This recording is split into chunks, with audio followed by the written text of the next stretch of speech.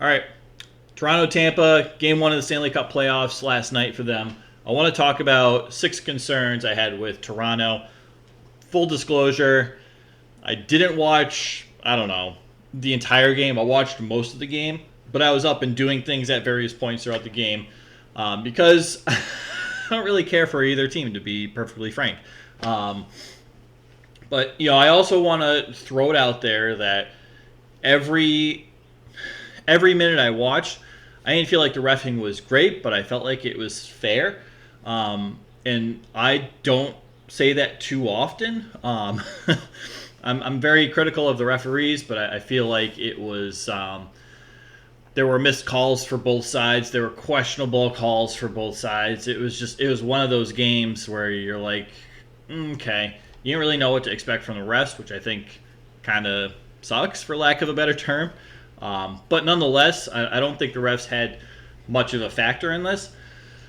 Plus, Toronto also lost. What was it, 7-3? They were losing 7-2 at one point. Like, it's not good. But I want to talk about that. The first thing to me is coaching. Sheldon Keefe to John Cooper behind the bench. Sheldon Keefe, Toronto's coach. Cooper, Tampa Bay's coach. Cooper significantly outcoached Sheldon Keefe in that game. It wasn't even close. It wasn't comparable. John Cooper with Tampa made a lot of adjustments, a lot of little tiny adjustments, putting certain lines out, putting certain players out at different times throughout the game, having certain players play in this defensive zone. I saw Morgan Riley take more defensive faceoffs than I would ever care to see him take. Like, he's more of an offensive defenseman, and that's fine, but you have to deploy him like so, and almost every other team deploys players like that appropriately. There were times where he was deployed properly, and there were times where it was a bit of a head scratcher from Toronto.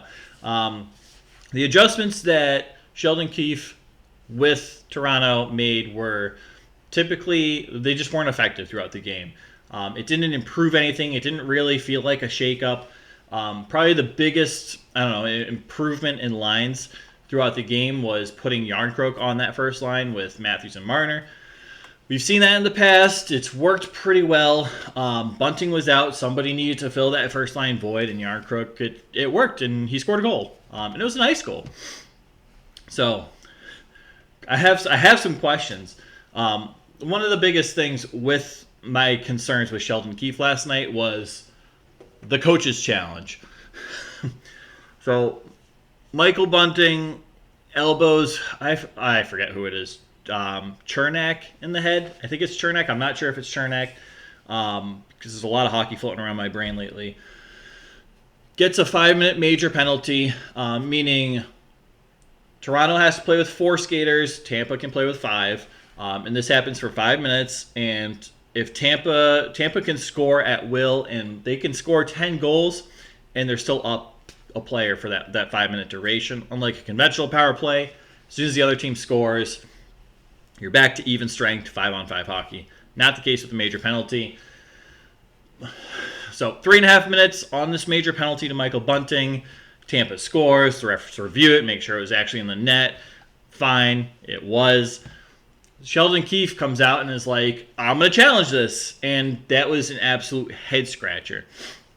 So what's his face? Kyle Dubas, the GM for the Toronto, up in the press box, looks like, what are you doing? Like he's literally swearing in the press box as Sheldon Keefe is trying to challenge this play, this goal, and rightfully so. Sheldon Keefe, and this goes for every coach. There's usually a team behind the scenes looking at every play, looking at offsides and goaltender interference and every kind of scoring play to see if it should be challenged, if it's challengeable, if there's a shot at even making it work. This was one of the most clear-cut goals I've seen. Like, it's pretty straightforward. You watch it once in slow-mo and you're like, oh, okay. Or even at full speed, you just see the stick, it hits the puck, it goes in, great. The goaltender was not interfered with. The puck was not covered up. It's not like super hard to make that determination.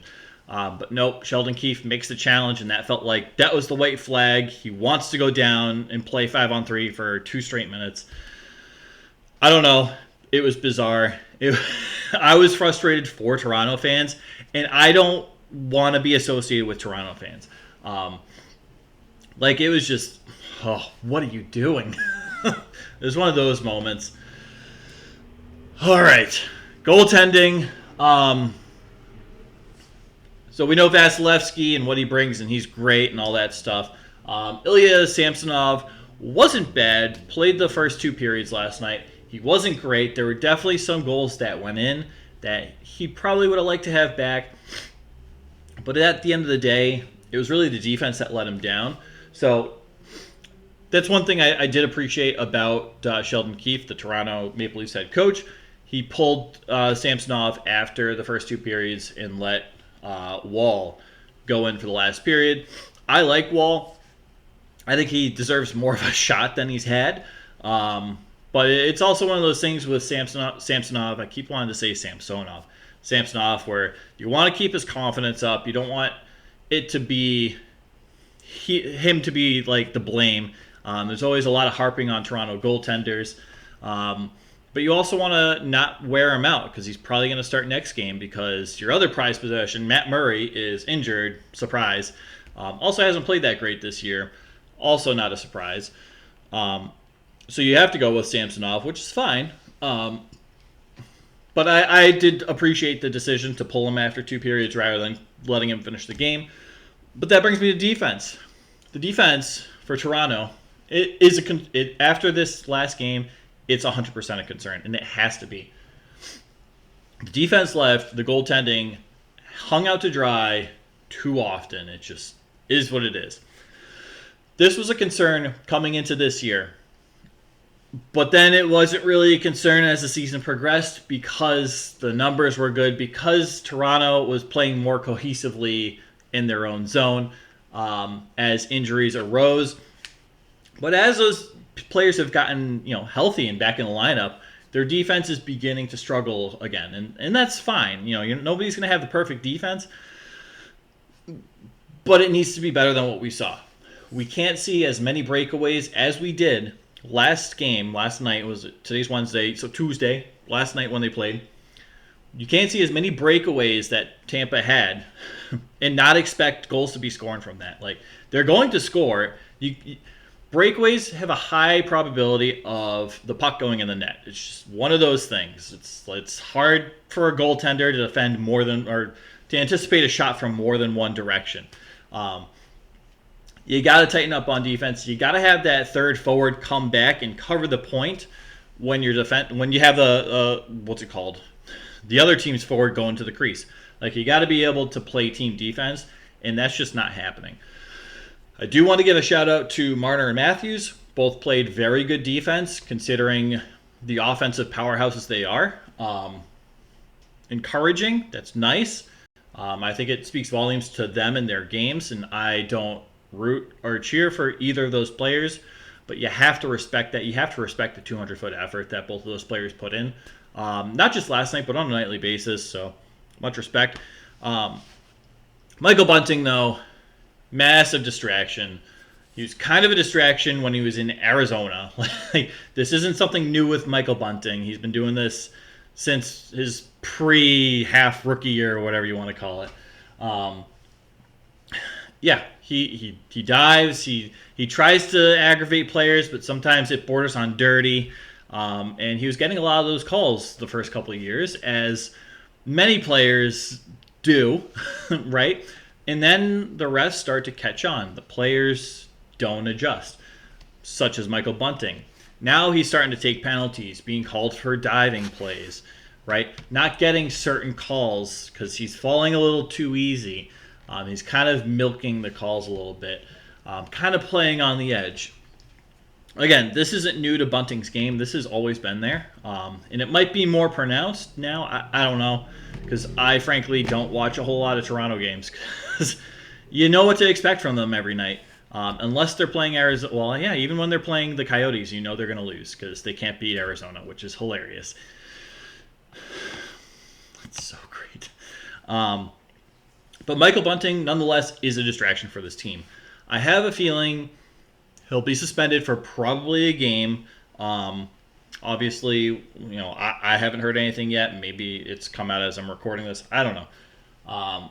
But that'll give a chance for Yarncrook to be on that first line. And I think that first line will play a little better. I think they'll be a little more focused. There'll be less shenanigans when your star players are on the ice. So I don't know. Bunting, I don't. If I'm in charge of Toronto, I do not re-sign Bunting. I think there's too much of a distraction. There's too much of a head case in that player, and it's just been inflated because he's scoring points, because he's playing on a line with two of the greatest forwards in the entire league, in Marners and Matthew. It's just one of those things. Whoever's playing on that line is going to get points. Bunting's been the beneficiary of that, but I don't see a scenario where you should re-sign Bunting in Toronto. I think it's a distraction. It was a huge distraction last night. Wasn't the only play. The elbow to, I think it's Chernak's head wasn't the only play he was involved in that was slightly controversial. But that brings us to the last point, because Bunting, although he gets penalties for elbowing and roughing, he's not a physical player. He's just not.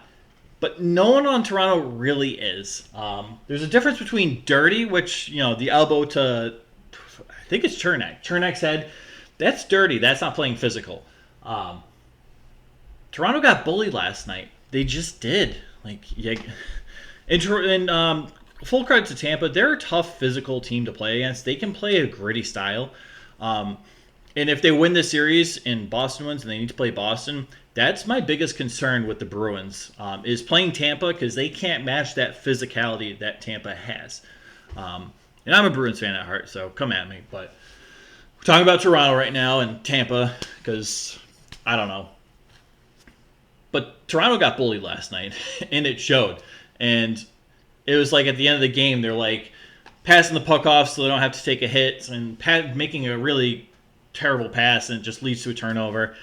Toronto's physicality isn't there. They can't buy into that physical play, and they technically out-hit Tampa. I think they had like 42 hits, and Tampa had 39. Don't quote me on those numbers.